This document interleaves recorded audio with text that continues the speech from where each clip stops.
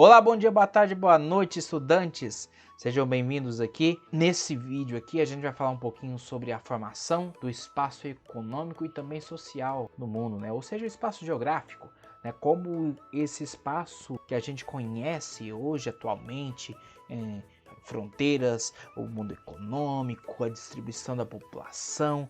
A gente vai entender um pouquinho como esse mundo, como conhecemos hoje, ele foi se formando ao longo dos últimos milênios. Então, oitavo ano. Vamos aqui, peguem o livro de vocês, façam anotações ali com questionamentos, com dúvidas para serem feitas depois e vamos lá. Então, primeiramente, vamos falando aqui temos a atual distribuição dos países sobre a superfície terrestre ao longo dos continentes, da América, da África, da Europa, da Ásia, da Oceania. Aqui, outra imagem bem interessante aqui que mostra uma sobreposição das bandeiras dos países em relação aos seus territórios. Então, primeiramente, nós precisamos ter em mente que o mundo, né, o planeta, nem sempre foi ocupado da maneira como a gente conhece.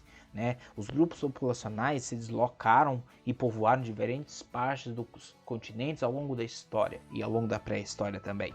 Os grupos, né, várias pesquisas em sítios arqueológicos mostraram que muitas evidências de que os grupos humanos de Homo sapiens migram há muito tempo, e que eles migraram muito ao longo dos últimos 100 mil anos. Essa migração ela é bem dinâmica, né? A população está sempre em movimento, assim como a superfície do planeta Terra.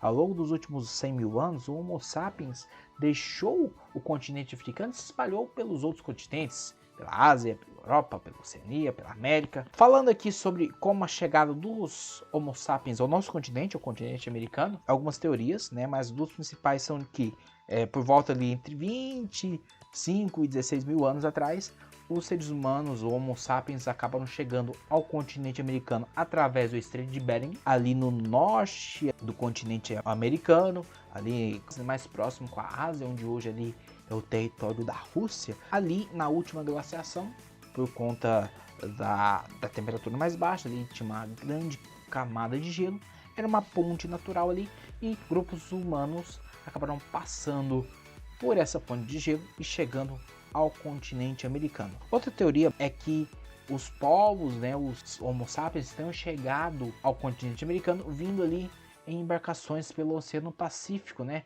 vindo ali de ilhas da Oceania, ali, Austrália. A mais celebrada atualmente é de que os seres humanos, Homo sapiens, tenham chegado ao continente americano através ali do Estreito de Bering.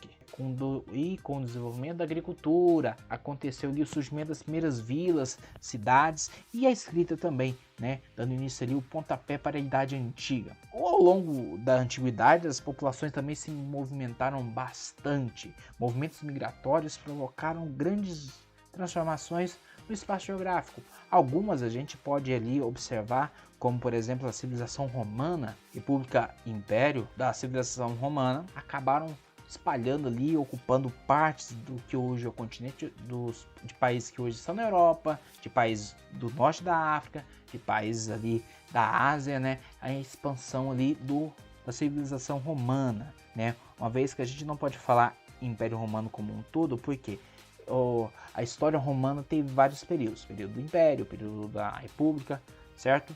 Então aqui temos a imagem aqui do Coliseu, né, o anfiteatro Flávio aqui, um dos símbolos dessa expansão romana, né? Mas aí o fim do Império Romano ali, já Império nessa parte em 476, o Império Romano do Ocidente, ele acabou sendo provocado por invasões, né, por deslocamentos de povos denominados pelos romanos ali, bárbaros, né, movimentando ali ainda mais novamente essa organização geográfica. Outro importante movimento da história é a expansão dos povos muçulmanos, que surgiram ali, começaram ali na Península Arábica, acabaram se espalhando pelo norte da África, depois Europa, pelos Balcãs ali, na Europa Oriental ali, no leste europeu, né?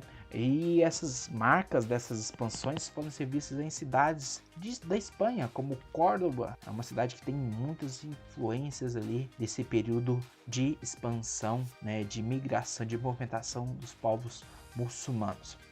Outro período em que aconteceram grandes movimentações na superfície terrestre de população foi a expansão marítima, né? As chamadas grandes navegações europeias, ali entre o século XV e século XVII, onde primeiramente Portugal e Espanha acabaram iniciando uma grande modificação do espaço geográfico mundial através ali do eixo, né, da movimentações comerciais, ali movimentando cargas, né, movimentando pessoas ali, principalmente pelo Oceano Atlântico.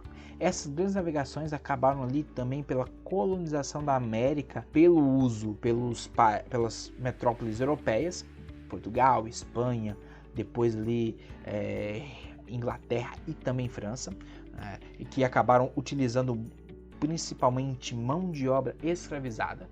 Essa mão de obra escravizada eram de pessoas que eram capturadas e levadas contra a vontade dos territórios onde hoje são os países africanos para lugares da América, para a plantação de tabaco, de cana-de-açúcar e também na mineração de prata e ouro em alguns lugares, principalmente ali nas áreas da América Espanhola e também áreas da América Portuguesa.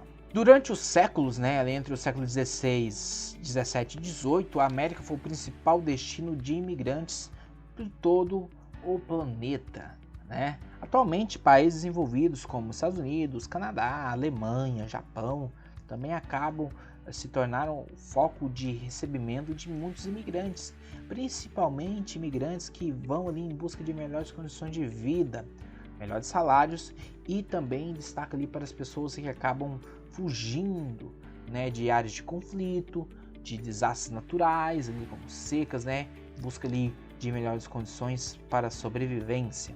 É importante também imaginarmos que essas migrações acabam também refletindo na organização política dos países. Então aqui a gente vai fazer uma pequena recapitulação aqui, né, sobre a organização política dos países, né? A gente começa falando aqui sobre os governos.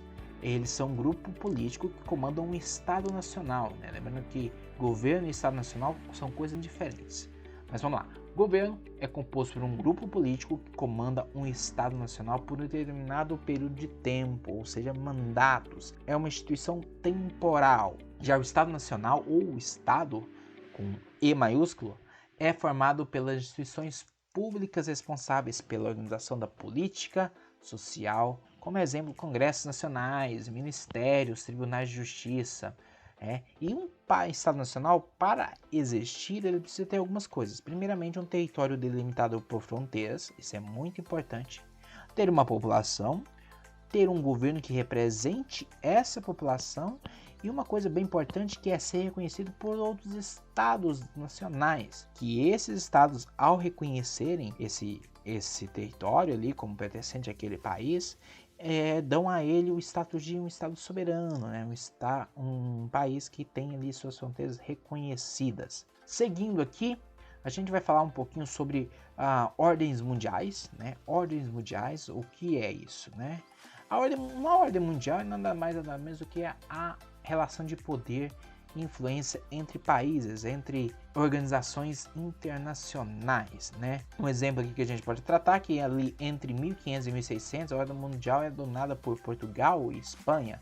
Depois disso, entre 1650 e 1830, os protagonistas passaram a ser ali principalmente Inglaterra e França, né?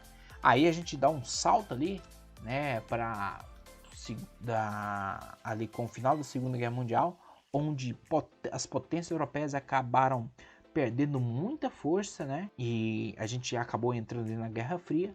E ali foram criadas diversas organizações nesse período pós-Segunda Guerra Mundial, como a ONU, Organização das Nações Unidas, e o FMI, além do Banco Mundial, que acabam sendo muito importantes para a gente entender como funciona essa ordem mundial e como os países vão ter influência nessa distribuição de ordem mundial. Aqui a gente fala sobre o mundo bipolar, no mundo da Guerra Fria, né, que foi marcada pela disputa ali entre Estados Unidos e União Soviética, que passaram a dominar a geopolítica mundial, essas relações militares e econômicas, além de culturais também. Essa bipolaridade, a Guerra Fria, foi um conflito travado em relação à influência sobre países de todo o planeta. É importante a gente imaginar aqui que esse embate ideológico entre capitalismo e socialismo, o capitalismo, né, o sistema econômico ali onde os meios de produção, as fábricas, as fazendas, as máquinas, são de propriedade privada, né, propriedade particular, e onde a busca é por ascensão social e também pelo lucro. Já no socialismo, um sistema socioeconômico onde o objetivo principal é construir uma sociedade com o mínimo de desigualdades.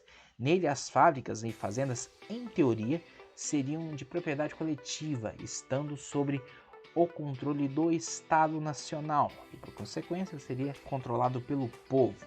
A divisão da maior parte do mundo em dois blocos econômicos, né? Um fenômeno ali dentro da Guerra Fria, embora tivessem países ali não alinhados, que a gente vai acabar comentando ali ao longo do ano. Aqui a gente tem um bloco capitalista, os principais países ali, a gente tinha os Estados Unidos, a França, o Reino Unido, a Alemanha Ocidental, né, países como o Brasil, né, como a Argentina ali, o Japão também.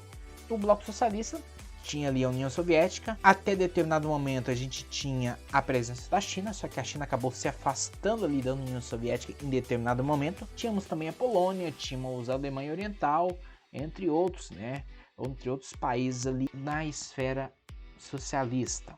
Aqui a gente fecha aqui essa primeira parte aqui da nossa viagem aqui pela formação do espaço econômico atual como a gente conhece. Em caso de dúvidas, entre em contato comigo para que eu possa ajudá-los. Até a próxima. Tchau.